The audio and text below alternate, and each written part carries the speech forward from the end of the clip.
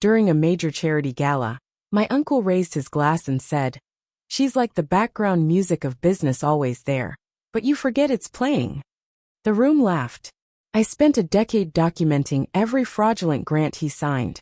When authorities closed in and his assets were frozen, he emailed me frantically, calling me family first. I smiled, turned off my phone, and let the federal indictment serve as my final reply. I used to think family meant protection, that your own blood wouldn't throw you under a bus just to get a laugh. That was before my Uncle Charles Redding turned me into a punchline at a gala full of billionaires. It happened in Dallas, at the Breckenridge Foundation Gala. This was the event of the year. Politicians, CEOs, celebrities who wanted a tax break. I had helped organize it, every detail. I was the operations manager at one of the many charities my uncle ran. I worked 70-hour weeks making sure the books balanced, the grant money was filed correctly, and the IRS never came sniffing around. That night, I wore a navy dress I'd saved up for. I stood near the back while Charles, with his custom suit and whiskey, walked up to the stage to give his toast. I didn't expect a thank you. I just hoped he'd skip over me. He didn't. He raised his glass, gestured at me, and said loud enough for every donor to hear, "She's like the background music of business. Always there. But you forget it's playing." The room roared. Laughed like he'd made the joke of the century. I forced a smile, nodded like it was funny. Then I went to the bathroom and stared at myself in the mirror. I didn't cry. I didn't get angry. I just decided. From that night on, I started collecting everything. You don't just wake up and ruin someone like Charles. You have to be slow, quiet, deliberate. This man had 3 nonprofits, 2 PACs, and a team of lawyers. But he also had one weakness: he trusted me. I was his niece. The smart one, he told donors. She's got a head for numbers. He let me manage accounts, write reports, audit his budgets. What he didn't realize was that I was making copies of every single file. Every grant that came in under shady pretenses. Every withdrawal that didn't match a project. Every time he routed money from youth education into some shell company for his lake house. I didn't just file it away. I built a case. A spreadsheet that tracked every fraud. Every lie. I organized it by year, by amount, by fake foundation name. I took photos of handwritten notes. Recorded calls.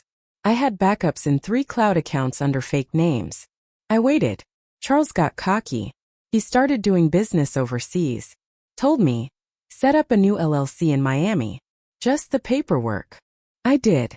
But I also flagged it, linked it to our internal grant tracking, and saved proof of where the money actually went: Colombian real estate. He thought he was building an empire.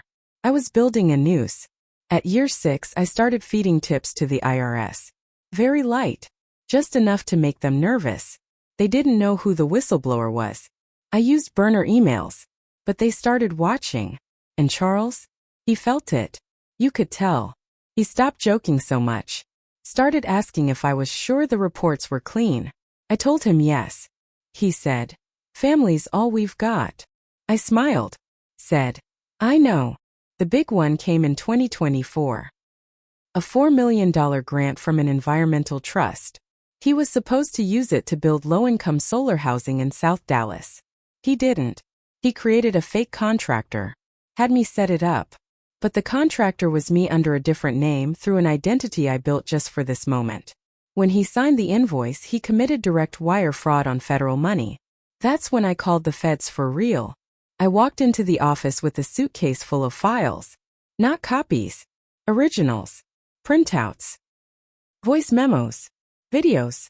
I even had a security cam clip of him bragging about shifting funds around.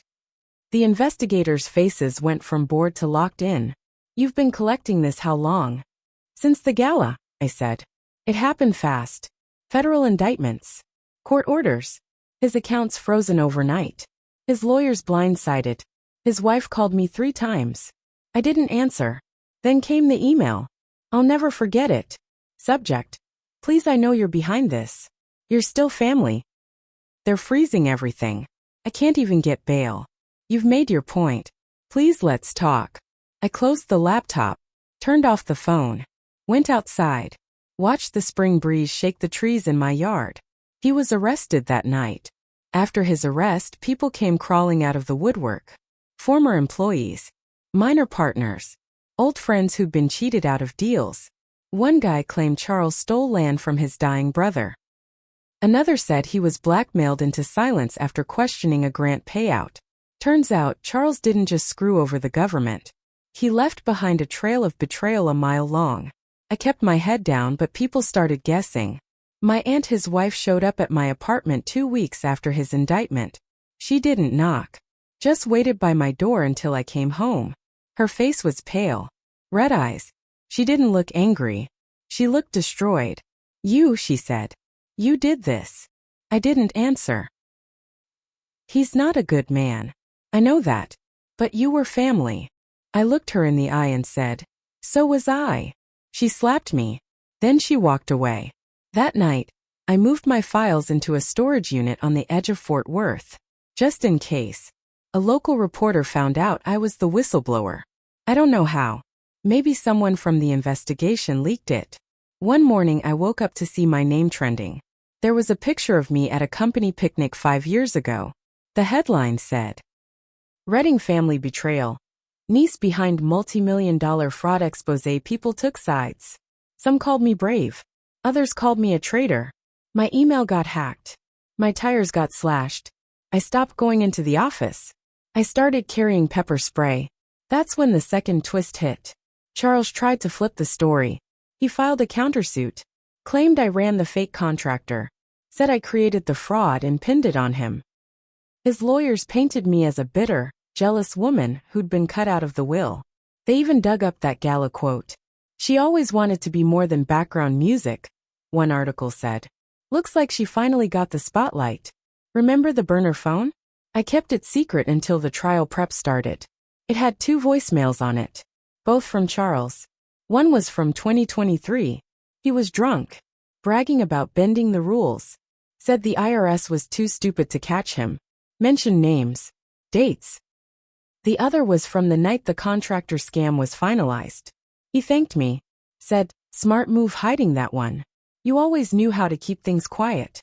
When the investigators heard those messages, they stopped questioning me. When his lawyers heard them in discovery, they went silent. Charles reached out through a proxy, one of his oldest friends.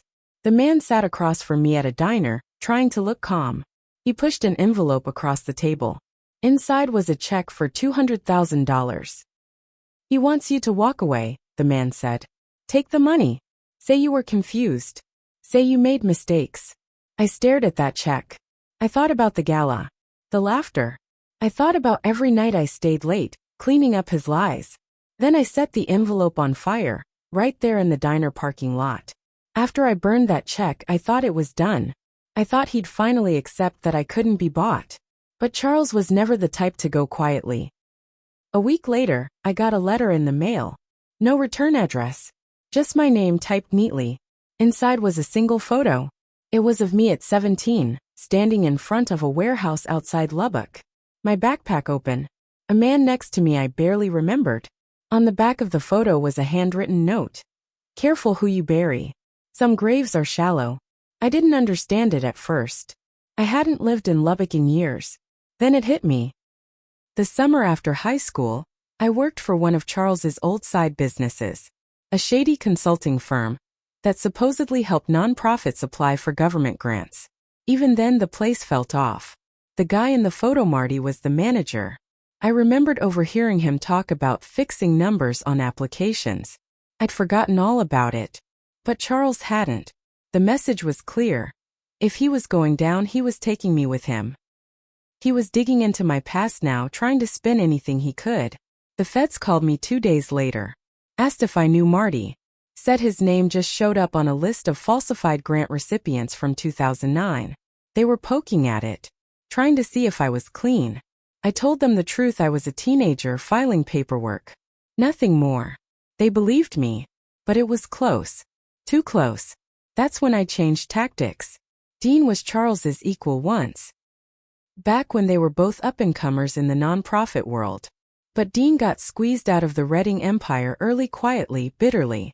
Rumor was, Charles set him up for embezzlement just to take full control of their second foundation. I found Dean running a used bookstore in Garland, Texas. He looked old, tired, but when I told him what I had, his eyes lit up. "You're not the first person he's tried to destroy," he said. "But you might be the last." Dean had files, emails, a backup hard drive, stuff he'd been too scared to use before, stuff I never had access to. We spent nights at his store, reviewing documents by lamplight, cross-referencing timelines, matching signatures. What we found tied Charles to international fraud laundering money through charities in Belize and Luxembourg, fake orphanages, ghost hospitals. This wasn't just domestic anymore. Charles was hit with 5 additional charges: international fraud, tax evasion, conspiracy. The trial got delayed. The media went crazy. The story blew up nationwide. And then came the moment I never saw coming. My own father Charles's brother called me. I hadn't spoken to him in years. He was always quiet during family gatherings. Never took sides. But he wasn't quiet now. "You need to stop this," he said. "I'm not the one on trial. You think you're righteous? You're killing your own family. You're burning it all down." There was silence on the line. Then he said it. "You're more like him than you think." I hung up. That night I cried. For the first time since the gala. It was held in downtown Dallas. Federal court. Media everywhere. Reporters in the lobby. Protesters outside, some defending Charles, most wanting justice. I sat behind the prosecution table every day. Not because I had to, but because I needed him to see me. Charles walked in with that same smug face. A little thinner. Eyes darker. But still trying to charm the jury with his expensive suit and fake warmth. He looked at me once. Didn't nod. Didn't blink. Just stared like he didn't even recognize me. They walked me through everything. Every file, every forged check, every fake contractor. Every lie. His lawyers tried to twist my words. "You benefited from this too, didn't you? You didn't say anything for 10 years. That's not heroic, that's opportunistic." I stayed calm. Said what needed saying. Let the documents speak. Then the defense tried their last move. They brought up the photo from Lubbock. Tried to suggest I was involved in the early scams. That's when the prosecution dropped the recordings. The jury listened to Charles's own voice, thanking me for the fake company. He shifted in his seat, face pale. The courtroom went dead silent. It was over. He was sentenced to 35 years. No parole. Assets seized. Foundations dissolved. Everything he built, gone. But that wasn't the end. The fallout hit everyone. My aunt left the state. My father stopped speaking to me. My cousin Charles's son blamed me for destroying the family name. I lost friends. Got death threats online. Had to move. But I also got letters. From whistleblowers. From women in similar roles. From people who saw me, not as a traitor, but as proof that silence wasn't the only choice. I took a job in Denver. Quiet nonprofit work. Small team. Real impact. And then one last twist. Handwritten. Neat. 2 pages. You win. I underestimated you. You were never background music. You were the conductor. But here's the part you'll never admit. You enjoyed this. Just like I would've. He signed it. Family always. I burned it without reading the second page. He was wrong about one thing. This wasn't revenge for me. It was correction. He taught me to survive. Taught me to hide. Taught me to play the long game. But he forgot the most important lesson: don't raise someone from the shadows unless you're ready for the moment they turn around with the spotlight.